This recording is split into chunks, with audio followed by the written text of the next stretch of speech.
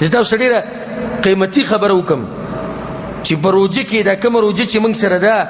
دا چې لږ ساعت کې روانه ده په دې کې خلک په درې قسمه دي دا ځان سره اهمه خبره یاد ساتئ. یو هغه سړی دی ظالم لنفسه د خپل ځان سره څه چل کړی دی ظلم یې کړی دی. د دې غریب الله دې موږ د دې حالاتو نه ساتي. د دې غریب خېټې صرف روژه نیولې وه معدې روژه نیولې وه د ده غوږونو روژه نه ونیولې د سندرو نه او د حرامو د غیبتونو نه د ده خولې روژه نه ونیولې د ده شونډو او ژبې روژه نه ونیولې د حرامو نه د ده لاسونو روژه نه ونیولې د ده خپو روژه نه ونیولې ټوله روژه ته په خوبونو کې تېره کړې ده. صرف خوبونه مازدیګر ته نږدې راپاسي یاره دې کال له دا روژې ګرمي ډېره ده نه کم ټیم کې دا خبره وکړي ماښام کې چې بانک ته کله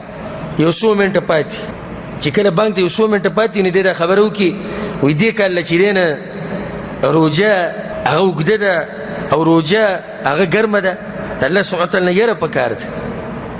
ښه دا هغه کسان دي چې دوی ځان سره ظلم کړی چې تا به ورته تراویح ووایي یو کله وایي زه بیمار یم او کله وایي دا ملا اوږد لمونځ کوي ښه چې درسونه به درته ووایي دغه زموږ د خوب ټیم دی ماسپښین به څوک درس ته کښېني مازدیګر به څوک درس ته کښېني د شپې به ملګرو سره ګپ شپ پالتو کته ځه بره ځه په دې کې وخت تېر کړی.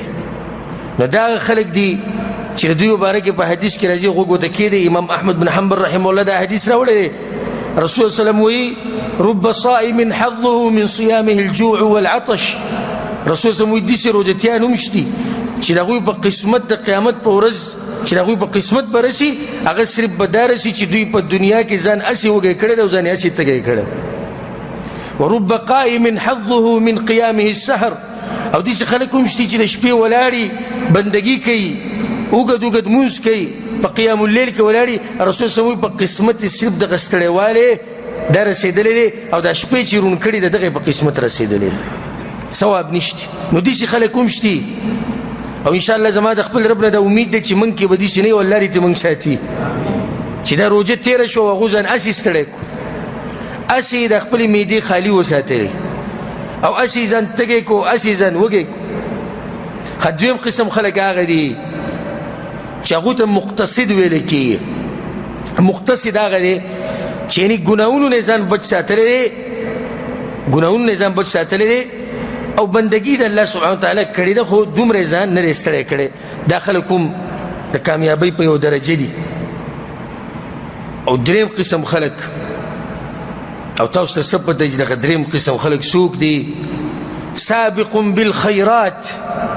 هغه سړی چې هغه منډې والي د نیکیانو طرف ته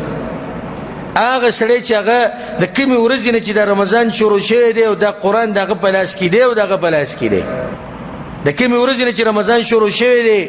او د هغه په خوله باندې د الله نوم دی او تسبیح او ذکر او حمد او ثنا او دغه دی د کومې ورځې نه چې رمضان شروع شوی دی او هغه په تراویح او په قیام اللیل او په دعاګانو او په جوماتونو کې دی او د کومې ورځې نه چې رمضان شروع شوی دی او هغه صدقې او زکاتونه او خوراکونه او روژماتې خلکو له ورکوي د کومې ورځې نه چې رمضان شروع شوی دی د هغه لاسونه په دعاګانو نه ستړي کېږي دغه دعاګانې غواړي او الله ته جړاګانې کوي او زاریانې او منتونه کوي. دا هغه خلک دي چې سابق بالخیرات دوی ته ویلی کېږي نیکیانو ته یې منډې والي ګټلې ده او څه په نمونو یې ګټلې ده.